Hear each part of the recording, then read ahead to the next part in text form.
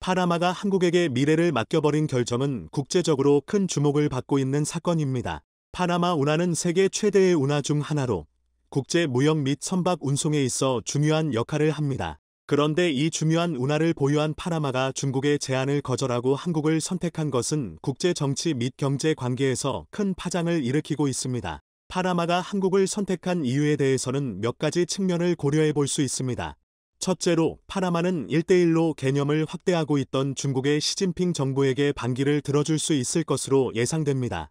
중국은 파나마에 보유한 운하를 1대1로 프로젝트에 편입시키려는 계획을 가지고 있었는데 파나마의 결정은 이러한 계획을 물거품으로 만들었습니다. 이는 한국과 파나마 사이의 관계가 강화되고 있다는 것을 시사합니다. 둘째로 파나마가 한국을 선택한 이유 중 하나는 한국의 경제적 및 기술적 역량을 인정했기 때문입니다. 한국은 세계적으로 안정된 경제와 고도로 발전한 기술력을 갖추고 있으며 이러한 역량을 바탕으로 파나마와 협력할 수 있는 가능성이 큽니다. 특히 한국의 건설 및 운송 기술은 국제적으로 인정받고 있으며 이를 통해 파나마 운하와 관련된 다양한 프로젝트에 참여할 수 있을 것으로 기대됩니다. 세계 외신들은 이러한 파나마의 결정을 대서특필하며 중국의 1대1로 프로젝트에 대한 관심과 우려를 강조하고 있습니다. 이번 사건은 국제 정치 및 경제 관계에서 중요한 변화를 가져올 것으로 보이며 한국과 파나마 간의 협력이 더욱 강화될 것으로 예상됩니다. 파나마에서 어떤 일이 벌어졌기에 외신들이 한국을 주목하고 있는지 살펴보겠습니다. 파나마는 매년 14,000척의 선박들이 이용하는 대형 운하를 가지고 있습니다. 태평양에서 카리브해를 거쳐 대서양으로 연결되는 통로 역할을 하는 곳입니다.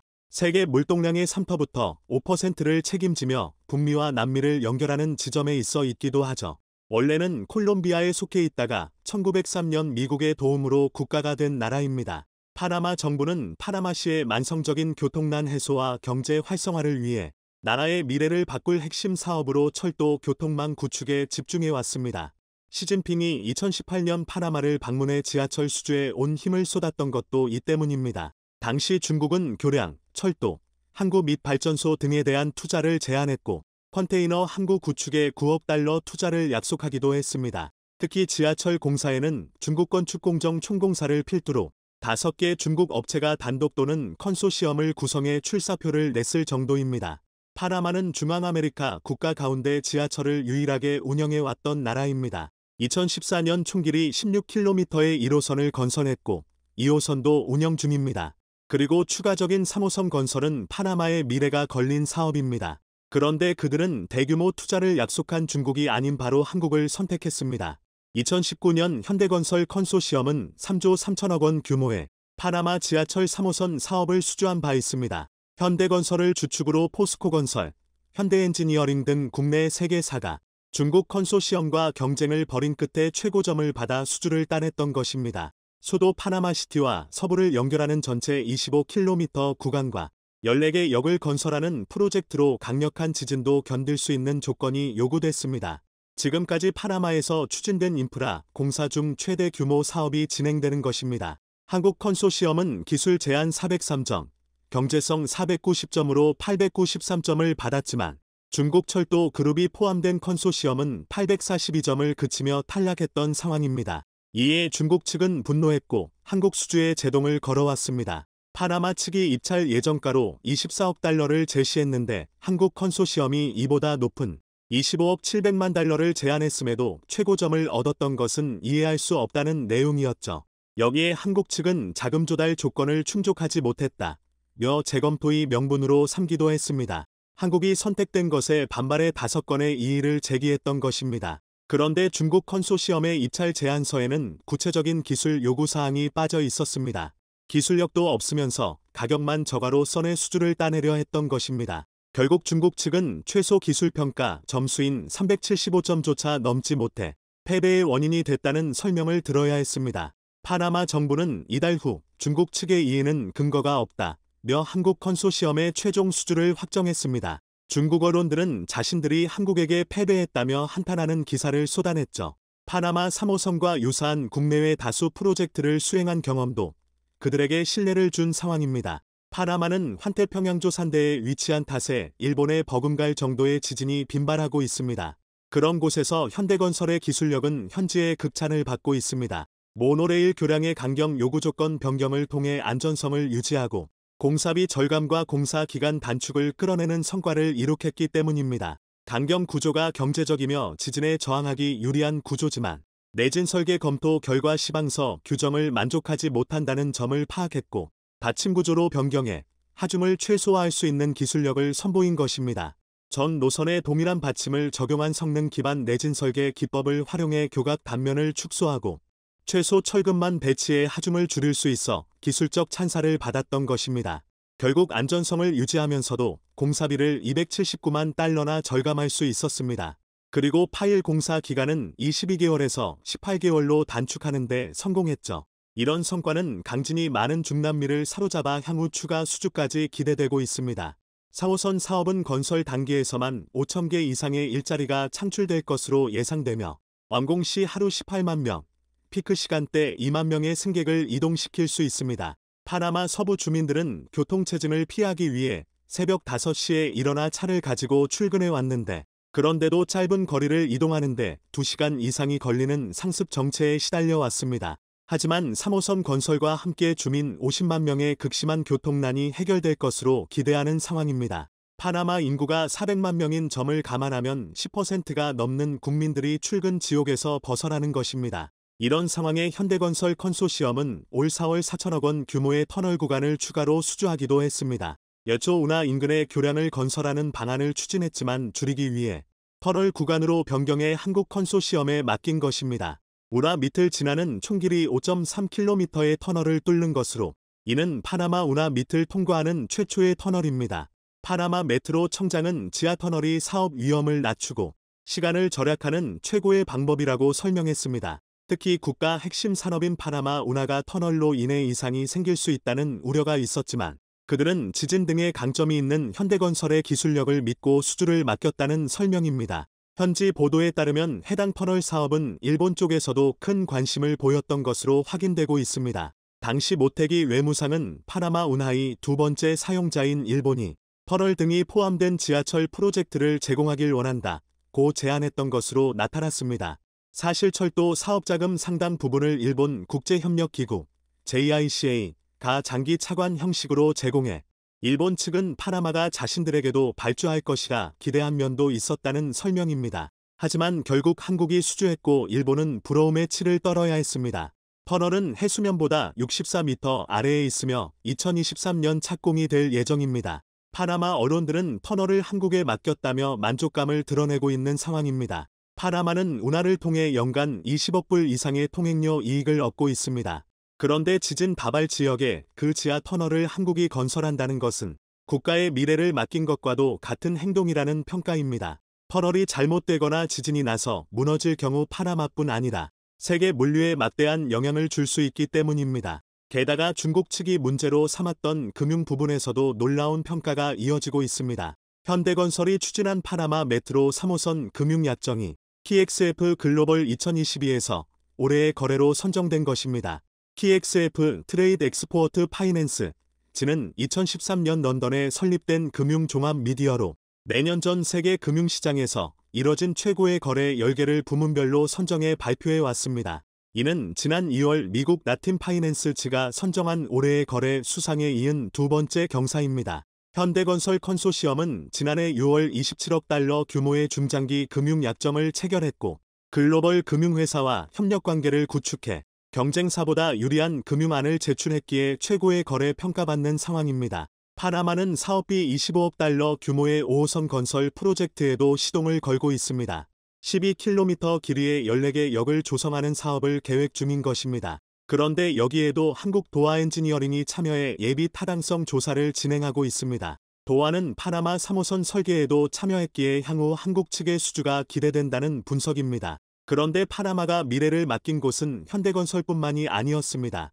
포스코건설은 지난해 12월 파나마 최대 발전소를 6,500억 원에 수주하기도 했습니다. 신규 복합화력발전소와 LNG 터미널 증설 공사를 따는 것인데 이는 기존에 건설했던 발전소가 엄청난 호평을 들었기에 성과로 이어졌다는 설명입니다. 포스코건설은 2016년 EPC 텀키 방식으로 LNG 프로젝트를 수주한 바 있습니다. 계획은 차질 없이 진행됐고 착공 후 27개월 만에 공사를 완료해냈습니다.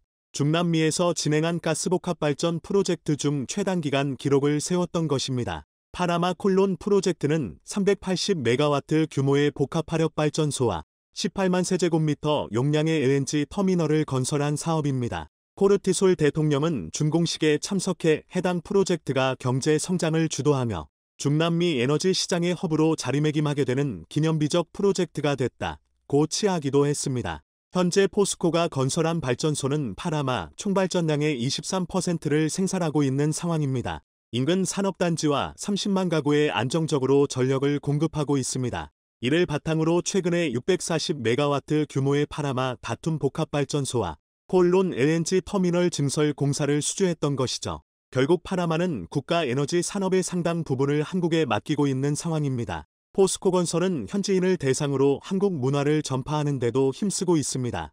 K-POP 노래와 댄스 등 한국 문화를 배울 기회까지 제공하고 있습니다. 그리고 삼성에서도 파나마는 상당히 의미 있는 지역으로 평가받고 있습니다. 지난달 13일 이재용 부회장이 파나마 법인을 찾은 것도 이런 중요성 때문입니다. 이재용 부회장은 중남미 지역 법인장 회의를 가졌고 사업 현황 및 전략을 점검하기도 했습니다. 그리고 파나마 대통령을 만나 협력을 다짐했죠. 파나마는 삼성TV가 세계 1위로 올라갈 수 있게 발판 역할을 했던 상징성이 있습니다. 삼성전자가 컬러TV 개발에 성공한 것은 1976년이었습니다. 당시 수출을 모색했는데 선뜻 낯선 회사 제품을 받아주는 바이어는 없었죠. 그런데 첫 수출 대상국은 뜻밖에도 중미의 파나마였습니다. 세계 최대 규모인 미국 시장에 앞서 파마나를 테스트 마켓으로 삼았고 현지 판매상에게 독점권을 부여해주는 등 최선을 다해 설득해 기회를 잡았던 것입니다. 파나마 전원과 방송 시스템이 미국과 같다는 점도 이런 선택을 했던 배경입니다. 1차로 컨테이너 1개분에 해당하는 250대를 파나마에 수출했는데 그 과정에서 다양한 문제를 찾아낼 수 있었습니다. 그렇게 삼성TV는 열흘 만에 매진됐고 곧 미국 시장에 진출했죠. 현재 삼성TV 시장 점유율은 31%까지 올라섰는데 파나마에서 진행했던 테스트를 발판 삼아 17년 연속 세계 1위를 할 수 있었던 것입니다. 파나마 현지 법인은 삼성전자에서도 해외 첫 지점입니다. 삼성은 내년 파나마에서 열리는 로봇올림픽의 후원사 역할도 맡고 있습니다. 파나마의 미래 세대를 지원하는 일에 삼성이 앞장서고 있는 것입니다. 이에 파나마 대통령은 삼성이 파나마에서 무슨 사업을 하든 환영한다는 뜻을 밝혔죠. 한국과 함께 성장하는 파나마. 더욱 높은 협력을 이루길 바랍니다. 지구상에서 아마존 다음으로 큰 열대우림을 보유한 콩고. 자, 그런데 최근 심각한 경제 위기에 처한 콩고가 세계에서 두 번째로 큰 열대우림을 한국에 매각할 것이라는 놀라운 소식이 전해졌습니다. 이 열대우림에는 엄청난 규모의 석유와 가스들이 매장되어 있어 전 세계 수많은 국가가 이를 사기 위해 혈안이 됐었는데요. 콩고가 왜 다른 나라들을 모두 뿌리치고 한국을 선택했는지, 한국이 콩고 분지를 최종 낙찰받게 되면 얼마나 큰 대박을 얻을 수 있는지, 한국인의 복지가 얼마나 눈에 띄게 달라지는지 지금부터 이 놀라운 내용 최고 수익률에서 여러분들에게 단독으로 전해드리겠습니다. 아마존과 함께 지구의 허파 중 하나로 꼽히는 아프리카 콩고 민주공화국, 민주콩고의 열대우림이 곧 다른 나라로 팔릴 것이라 미 일간 뉴욕타임스, NYT가 24일 현지 시각 보도했습니다. 보도에 따르면 민주콩고 정부는 자국 내 석유가스 매장지 다수를 경매에 내놓은 상황인데요. 경매는 이달 말 이뤄질 예정입니다. 민주콩고는 올해 5월 경매 계획을 발표한 데 이어 지난주에는 경매 대상지의 수를 16곳에서 30곳으로 늘렸습니다. 경매 대상지에는 고릴라 서식지인 비룸과 국립공원과 개발 시 엄청난 양의 온실가스가 배출될 수 있는 열대 이탄지뢰 등에 위치한 매장지도 포함됐습니다. 앞서 펠릭스 치세케디 대통령은 작년 11월 제26차 유엔기후변화협약 당사국 총회 26 콜롬비아 페소에서 10년간 콩고 분지 열대우림을 보호하겠다고 공언했고 국제사회로부터 5억 달러, 약 6,500억 원 상당의 관련 투자까지 약속받았습니다. 그러나 우크라이나 전쟁을 계기로 국제 에너지 가격이 급등하고 녹색 에너지를 강조하던 미국과 유럽 선진국들조차 화석연료에 다시 눈을 돌리면서 상황이 완전히 달라졌습니다. 민주콩고 타나 수소장관 고문인 토시 음파누는 민주콩고 정부가 이러한 세계적 흐름에 주목해 왔다면서 빈곤 지원 프로그램을 재정적으로 뒷받침하고 경제 성장을 촉진하기 위해 경매를 진행하게 됐다고 말했습니다. 그러면서 그는 지구를 살리는 것이 우선순위가 아니다. 이게 우리의 우선순위라고 강조했습니다. 네, 그렇습니다. 콩고는 현재 지구 온난화를 걱정할 수 있는 여유가 없습니다. 우리가 무엇을 상상하든 그 이상으로 어려운 삶을 사는 곳이 바로 콩고인데요. 상황이 너무 어렵다 보니 최근에는 콩고 내 마을 간 무역 분쟁이 끊임없이 발생하고 있습니다. 이에 따라 고향을 떠난 이재민들의 수가 수만 명에 달하고 있는데요. 이재민인 멜코아는 상황이 달라지지 않으면 어떻게 될지 잘 모르겠다 라면서 식량이 부족해 아이들이 아프다 라고 말했고, 몇 킬로미터 떨어진 채 루이, 트세로이 일 사정도 마찬가지입니다. 임시 움막은 식량 배급 때 쓰고 남은 비닐봉지나 자루로 고정해 놨지만 비가 오면 속수무책입니다. 이곳에 살고 있는 만보는 비닐이 도움이 되긴 하지만 대부분의 움막엔 물이 샌다 라면서 이마저도 없는 경우가 많다 라고 했습니다. 이재민뿐만이 아닙니다. 콩고 주민 에스퍼란스는 음식을 담을 그릇도 없고 물을 나를 통도 없는 열악한 상황에 살고 있다 라면서 주변 밭은 이미 경작이 끝났고 일거리를 찾으려면 아주 멀리 가야 하는데 그마저도 급여가 1달러, 약 1200원도 안 된다 라고 말했습니다. 이웃인 요아킴은 비닐포대, 음식, 화장실이 없고 아주 적은 우물도 매우 멀리에 있다 라면서 우식이 없어 걱정이라고 말했습니다. 상황이 이렇다 보니 콩고 정부는 콩고에 있는 엄청난 규모의 석유 매장지들을 매각할 것이라 선포했는데요. 총 매각 금액은 42조 원에 육박할 것으로 추정되고 있습니다. 자, 그런데 현재 빨간색으로 표시된 콩고 내 석유 매장지 모든 곳에서 석유가 개발되기 시작하면 그 가치는 최소 200조 원을 돌파할 수 있을 것으로 분석되고 있는데요. 엄청난 기회입니다. 이에 미국과 영국을 포함해 심지어 러시아도 콩고 석유 매장지를 탐내고 있는데요. 실제로 이를 위해 러시아 외무장관이 푸틴의 친서를 직접 콩고에 전달한 것으로 알려졌습니다. 자, 그런데 콩고의 선택은 모두의 예상을 깨버렸습니다. 전문가들은 현재 콩고 정부가 한국을 선택한 것 같다며 한국이 초대박 날 것이라 전했는데요. 놀랍게도 콩고가 한국의 이 엄청난 석유 매장지를 매각한 것은 이번이 처음이 아니었습니다. 콩고는 이전에도 한번 한국석유공사와 삼성물산으로 구성된 한국 컨소시엄에 콩고의 엠분디 광구를 매각한 적이 있습니다. 이 유저는 잔존 매장량이 2억 6,600만 배럴, 일일 생산량 4만 배럴 규모로 서아프리카 육상광구 가운데 두 번째로 큰 것입니다. 엄청난 규모인데요. 한국은 세계 최고의 드릴십 기술을 보유하고 있습니다. 원유 시추의 가장 중요한 기술인데요. 무려 3,600m 이상도 시추가 가능한 것으로 알려지면서 전 세계 석유 시장의 지각 변동을 일으켰습니다. 지금까지 기술력이 부족하거나 너무 깊숙이 매장되어 있어 개발하지 못했던 수많은 석유 매장 지역이 한국의 기술 때문에 난리가 난 것인데요. 콩고 정부도 세계 최강의 석유 시추 기술을 보유한 한국이 개발하는 것이 가장 합리적이라 판단한 것으로 보입니다. 이 계약이 최종 체결되면 한국의 복지 수준은 단숨에 퀀텀 점프를 하게 됩니다. 한국이 산유국이 되면 복지 수준도 이들과 동일한 수준으로 가게 되는데요. 대표적인 산유국인 카타르의 경우 유치원부터 대학교까지 모두 무상교육을 실시하고 있습니다.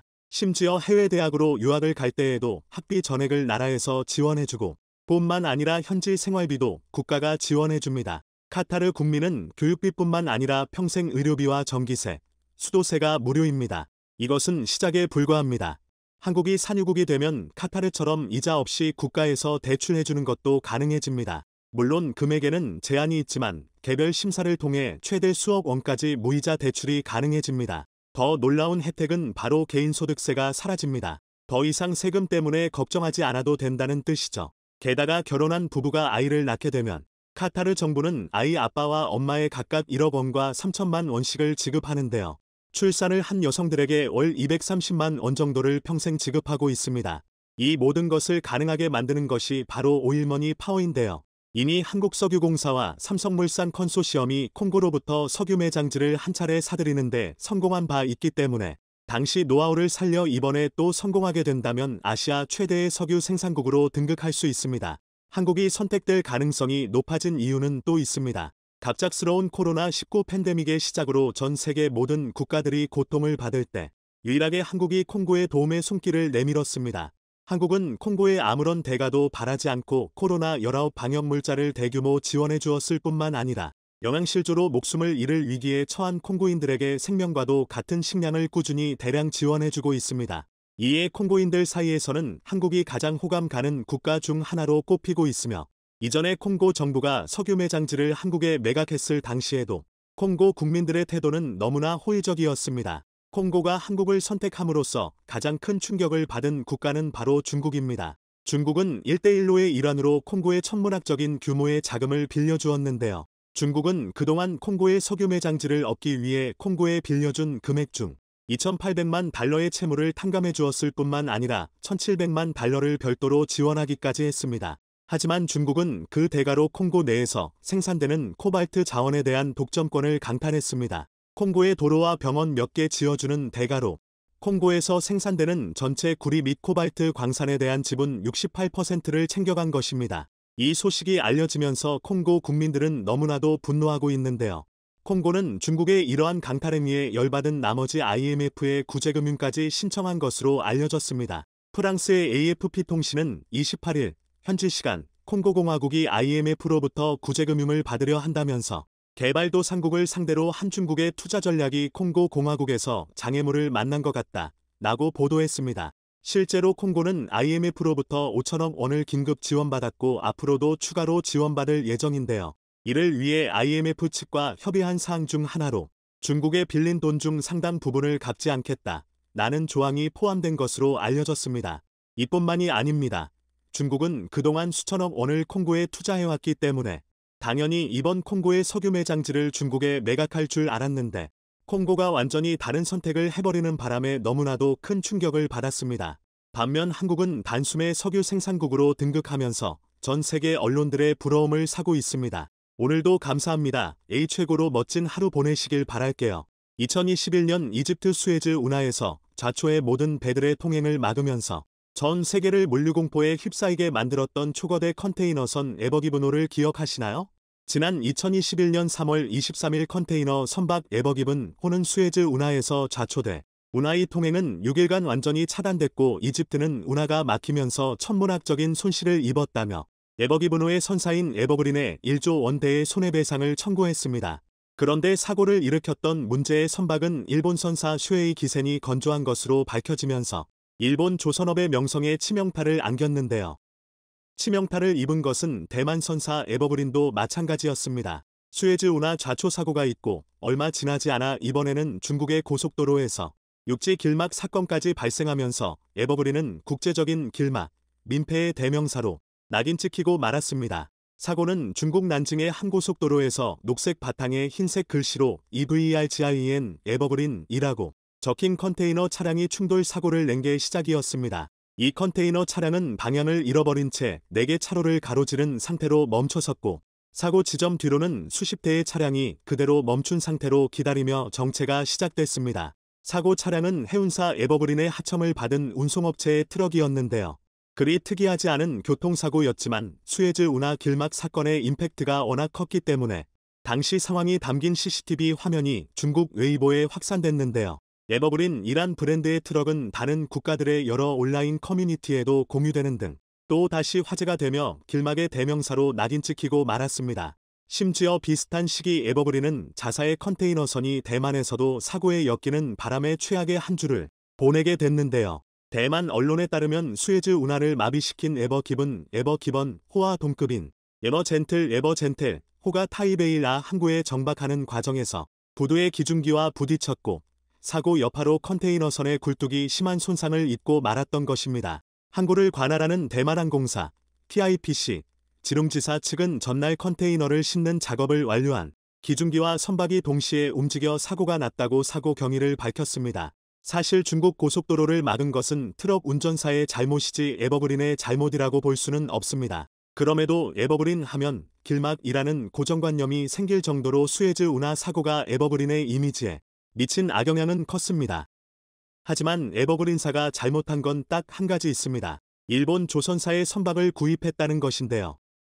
그 대가는 상상을 초월했습니다. 최근까지도 그 대가를 치르고 있으니 말입니다.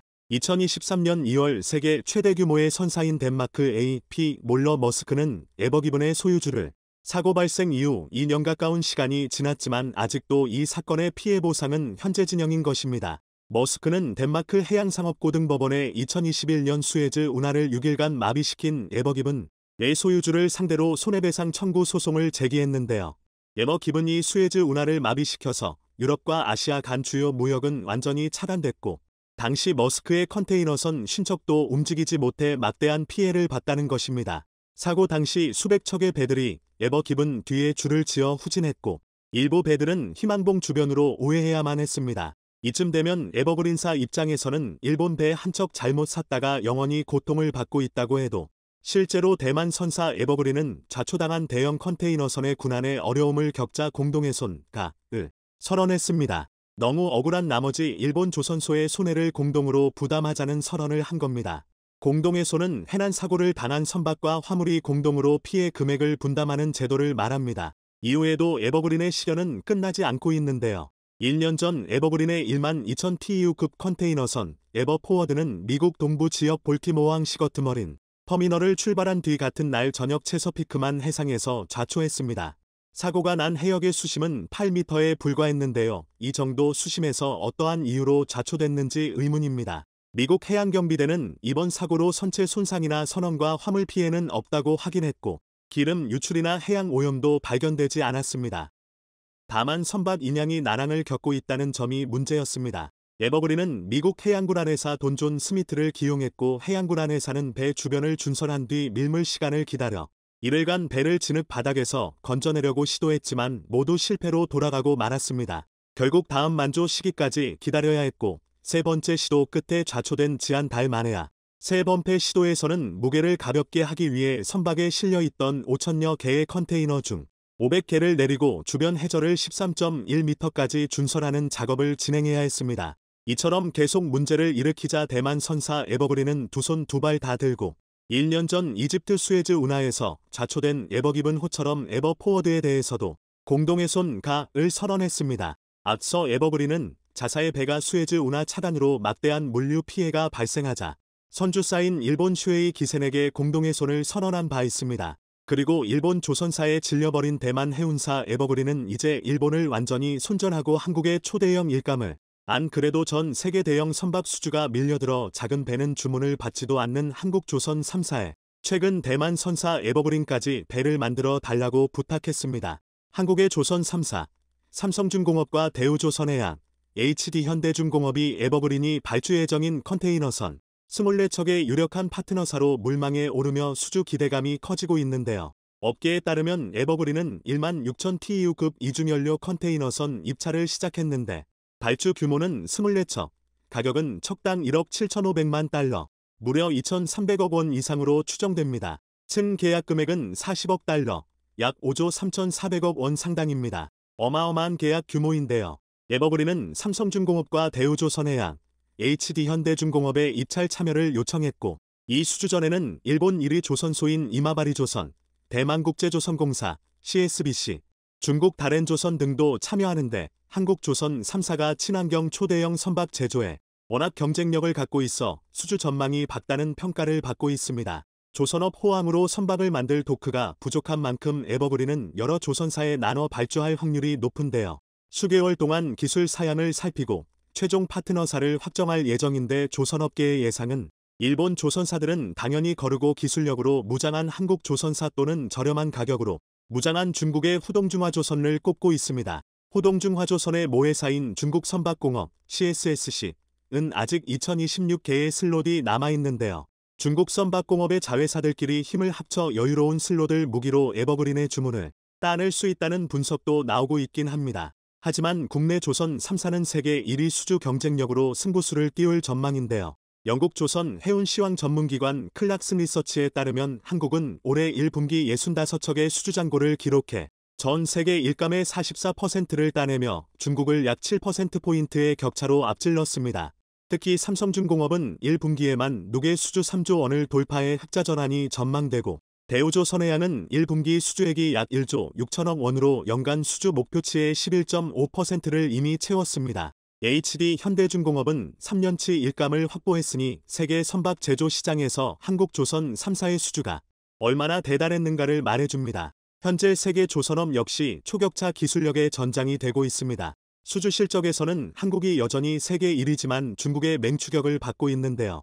지금까지는 기술력에서 비교가 안 될 정도의 우위를 보였지만 중국이 많이 따라왔고 더욱이 미국, 독일 전통의 강자들도 디지털로 재무장에 다시 패권을 노리고 있습니다. 그래서 한국이 친환경 LNG선, 미래형 선박 개발의 사활을 걷고 있는 것입니다. 대형 컨테이너선이 한번 좌초되면 막대한 피해를 입게 됩니다. 그 피해 규모를 따져보면 차라리 만들 때부터 제 값을 주고 제대로 만드는 게 중요하다는 생각이 들 수밖에 없는데요. 이런 치열한 경쟁에서 일본이 건조한 선박들이 계속 문제를 일으킨다면 최고 수준의 품질을 원하는 업체들은 결국 한국에 손을 내밀 수밖에 없을 겁니다. 바로 어제 중국이 갈륨과 게르마늄 수출 금지를 선언하며 한국과 미국, 유럽의 반도체 생산을 마비시키려 하고 있다는 소식 모두들 이미 들으셨을 겁니다. 자, 그런데 이것은 아무것도 아니었습니다. 중국이 이보다 훨씬 더 충격적인 일을 꾸미고 있었습니다. 중국은 특히 한국과 미국을 노리고 있는데요. 자, 그런데 한국이 한방의 대반전을 만들어냈습니다. 상상도 못한 곳에서 한국이 파격적인 발표를 하면서 중국은 대충격을 받고 어찌할 줄을 몰라 하고 있는데요. 중국이 어제 발표한 반도체 재료 갈륨과 게르마늄에 대한 수출 통제는 실질적으로 한국 경제에 큰 영향이 없는 것으로 알려졌습니다. 갈륨은 반도체 분야에서 주로 미래 반도체 개발을 위한 연구용 등으로 사용되는 수준이고 삼성전자나 SK하이닉스가 메모리 반도체를 생산할 때는 사용되지 않는 것으로 알려졌습니다. 디스플레이 분야에서는 갈륨이 유기발광 다이오드, OLED 소재로 사용돼 수출 통제 영향이 나타날 수 있지만 중국 외 미국 등에서도 수입하고 있어 대체가 가능한 것으로 알려졌습니다. 또한 반도체 공정용 가스 생산 등에 사용되는 게르마늄의 경우 대체가스 사용을 통해 수출 통제 영향을 줄일 수 있는 것으로 알려졌습니다. 자, 그런데 중국의 갈륨과 게르마늄 수출 통제는 아무것도 아니었습니다. 중국의 진짜 보복은 지금부터였습니다. 중국 전문가들은 중국이 갈륨과 게르마늄을 시작으로 반도체에 꼭 필요한 회토류를 전면적으로 수출 통제할 수 있다. 갈륨과 게르마늄을 통제하려는 움직임이 효과가 없을 경우 중국이 회토류 수출 제한 등 대응을 더욱 강화할 것이라 입을 모으고 있습니다. 투자은행 제프리스의 분석가들은 블룸버그와 인터뷰에서 이번 조치가 상황을 바꾸지 못한다면 중국은 회토류 카드를 꺼낼 수도 있다고 전망했습니다. 이에 실제로 중국 회토류 기업들과 호주 회토류 기업들의 주가가 최근 급등하기 시작했습니다. 자, 그런데 더 충격적인 점은 중국이 한국을 집중 공략하고 있다는 것입니다. 중국은 한국이 중국의 의존도가 크다며 한국에 타격을 주기가 가장 쉽다는 것입니다. 11일 사우스차이나 모닝포스트 SCMP에 따르면 스이농 베이징 인민대학 국제관계학과 교수는 한국은 중국에 대한 경제적 의존도가 높기 때문에 더 쉬운 타깃이 되었을 것이라며 중국은 관용에 있어 나라마다 대응 강도에 상당한 차이가 있다고 지적했습니다. 그는 중국은 양자 관계의 맥락에서 상호 조치를 고려할 것이라며 다른 서방 국가에 대해서는 보복에 나서더라도 한국에 대한 것보다는 강도가 약할 가능성이 높다고 말했습니다. 만약 중국이 한순간에 이렇게 반도체에 꼭 필요한 히토류를 전면 동제해버린다면 한국을 비롯한 전 세계 반도체 생산이 완전히 마비되어 버릴 수 있습니다. 이렇게 되면 진짜 심각한 문제죠. 자, 그런데 한국이 중국에 보란 듯 대반전 반격을 펼쳐 보였습니다. 베트남이 한국에 회토류를 대규모 공급하겠다는 파격적인 발표를 했습니다. 중국이 대충격을 받은 것은 바로 이것 때문입니다. 실제로 지난해 베트남의 히토류 채굴 생산량이 10배 급증한 것으로 나타났다고 로이터 통신이 5일 보도했습니다. 미국 지질조사국 USGS에 따르면 베트남의 히토류 광산 생산량은 2021년 400톤 D에서 지난해 4,300톤으로 급증했습니다. USGS에 따르면 베트남의 회토류 매장량은 약 2,200만 으로 중국을 대체하기에 충분한 양입니다. 세계 2위 수준이죠. 베트남은 동남아시아 국가 중에서 회토류 생산량을 유일하게 늘린 국가입니다. 경쟁국인 미얀마나 태국의 경우 오히려 생산량이 감소했습니다. 과거 베트남은 회토류 산업을 육성하려 했지만 가격 하락과 규제 장애물로 인해 빛을 보지 못했습니다. 그런데 최근 한국과 손잡고 중국을 대체하기 위해 히토류를 적극적으로 채굴하기 시작했습니다. 한국은 베트남의 한국해경의 퇴역 함정을 양도하고 한국산 무기도 적극적으로 지원해 베트남이 남중국해에서 더 이상 중국 함정의 위협에 시달리지 않도록 해주고 베트남은 그 대가로 한국에 회토류를 대규모로 공급해 더 이상 중국이 회토류를 무기로 한국을 위협할 수 없도록 해주는 윈윈 전략인 것입니다. 한국의 반격은 이뿐만이 아니었습니다. KT가 몽골 정부와 협력해 회토류 둥몽골 내 생산된 광물 자원을 국내에 공급한다는 파격적인 발표를 했습니다. KT그룹은 몽골 정부와 금융, 의료, 디지털, 미디어 등 다양한 분야에서 협력 체계를 갖추고 몽골의 디지털 정책 가속화를 전방위적으로 지원하는 대가로 몽골에 있는 회토류를 한국에 대규모로 보낼 수 있게 됐습니다. 몽골은 세계 10대 자원부국으로 희토류, 세계 매장량 16% 보유, 구리 2위, 형석 3위, 금, 철, 아연 등 80여 종의 광물을 다량으로 보유하고 있습니다. 중국은 이렇게 한국이 중국 대신 몽골이나 베트남 등을 통해 희토류를 수입하는 것을 예상하고 회토류 가공 기술까지 막아버렸습니다. 그동안 중국은 회토류를 채굴한 뒤 가공까지 하여 전 세계로 수출해왔습니다. 희토류를 가공하지 않으면 아무 데도 쓸모가 없습니다. 게다가 최근까지는 중국이 이렇게 가공한 뒤 수출해주고 있어서 회토류 가공 기술에 적극적으로 막대한 돈을 쏟아부은 나라가 없었습니다. 따라서 중국은 한국이나 미국이 다른 나라로부터 희토류를 수입할지라도 가공할 수 없어 결국에는 중국의 도움이 필요할 것이라 판단한 것입니다. 자, 그런데 한국이 대반전을 만들어냈습니다. 국내 기업 KSM 메탈스는 영구자석 원료 네오디뮴을 친환경적으로 재련할 수 있는 원천 기술을 보유하며 지금껏 누구도 하지 못했던 희토류 분야 자체 공급망을 형성했습니다. 충남대 스타트업 지론텍, KSM 메탈스의 전신, 이 가진 기술의 가능성을 꿰뚫어 보고 이 회사를 인수하기로 결정한 사람이 바로 이안 겐들, 65, 호주 ASM 회장입니다. 호주 증시 상장회사인 ASM은 매장량 1,890만 돈 규모의 희토류, 희소금속 광산을 보유한 종합광물기업. 겐들 회장은 5일 한국일보 인터뷰에서 한국 대기업들도 회토류 공급망 구축에 비상한 관심을 보이고 있다고 말했습니다. 그는 회토류 공급 파트너로 한국을 택한 이유가 기술, 친환경 재련 때문이냐는 질문에 확실히 그렇다. 데퍼니트리 YS고 힘주어 말했습니다. 충남대 연구진이 국제학술지 사이언티픽 리포트에 실은 신기술 논문 하나가 호주 거대 광산기업의 대규모 투자를 이끌어낸 것입니다. 겐들 회장은 올해만 한국을 4차례 방문했을 정도로 국내 희토류 금속 제조 공정에 관심을 쏟고 있습니다. 네, 그렇습니다. 호주 거대 광산기업이 호주에서 채굴한 막대한 규모의 희토류를 한국으로 보내 한국에 있는 공장에서 가공한 뒤 한국 기업들에 안정적으로 공급하겠다는 것입니다. 중국은 대충격을 받을 수밖에 없습니다. 더 이상 한국에는 회토류를 무기로 공격할 수 없게 됐기 때문입니다. 자, 그런데 더 놀라운 일도 벌어졌습니다. 한국은 심지어 회토류를 대체할 수 있는 물질까지 개발하는 데 성공하며 앞으로는 회토류가 필요 없어질 수 있음을 전 세계에 알리며 중국을 크나큰 충격에 빠뜨렸습니다. 열과 전기가 잘 통해 산업계의 금으로 불리는 희귀 광물인 희토류, 영구자석 형태로 전기차 모터와 풍력발전 터빈 등에 두루 사용됩니다. 그러나 매장량이 적고 비싼 데다 생산의 대부분을 차지하는 중국이 수출을 줄이면서 자원 분쟁을 낳고 있습니다. 이 회토류를 대체하는 소재를 개발했다는 국내 연구진의 파격 발표가 나왔습니다. 울산대 홍순철 교수팀이 철과 니켈, 질소의 화합물이 희토류보다 값은 싸면서 효율이 높은 자석을 만들 수 있다는 사실을 밝혀냈습니다. 홍순철 울산대 물리학과 교수는 철, 니켈, 질소를 섞어 보니까 성능도 괜찮고 높은 온도까지 영구자석 특성을 유지할 수 있겠더라는 사실을 저희들이 발견한 것입니다. 실험 결과 회토류 영구자석은 580도 정도에서 자석의 성능이 떨어졌지만 새 모델은 720도까지 성능이 유지됐습니다. 이 사실이 공개되자마자 이 연구 결과는 재료금속 공학 분야 세계 최고의 학술지인 아타 머티리얼리아에 게재됐습니다. 테슬라가 최근 회토류를 쓰지 않고 전기차를 만들겠다 라고 폭탄 발표한 것도 한국과 손잡았기 때문에 가능할 것이라 전문가들은 입을 모았습니다.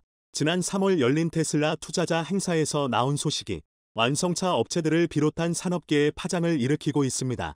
이 행사에서 테슬라 파워트레인 사업부 임원 콜린 캠벨은 공급망 문제와 회토류 자석 생산 과정에서 발생하는 오염 때문에 모터에서 회토류 자석을 제거할 것이라고 했습니다. 캠벨은 희토류 1, 2, 3으로 표시된 3가지 물질이 등장하는 슬라이드를 2장 공개했습니다. 첫 번째 슬라이드에는 테슬라 모터에 사용되는 희토류의 양이 각각 500g, 10g, 10g으로 표시돼 있었습니다. 반면 다음 슬라이드에는 세 회토류가 모두 0g으로 적혀 있었습니다. 회토류 1이 바로 모터에 사용되는 영구 자석의 핵심인 희토류 금속 네오디뮴입니다. 하지만 이 발표에는 이상한 점이 하나 있습니다.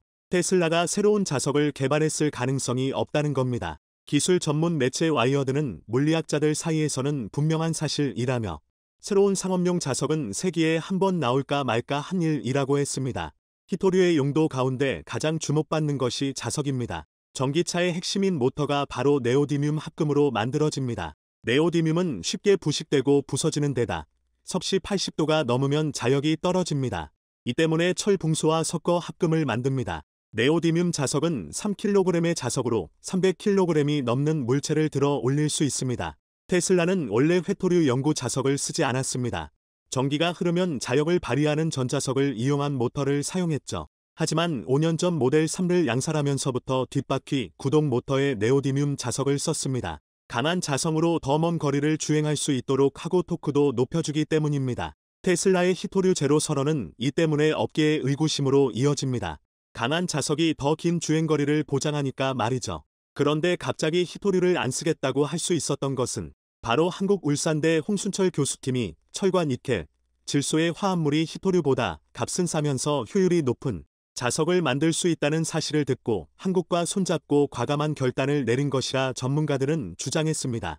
오늘도 감사합니다. 최고로 멋진 하루 보내시길 바랄게요.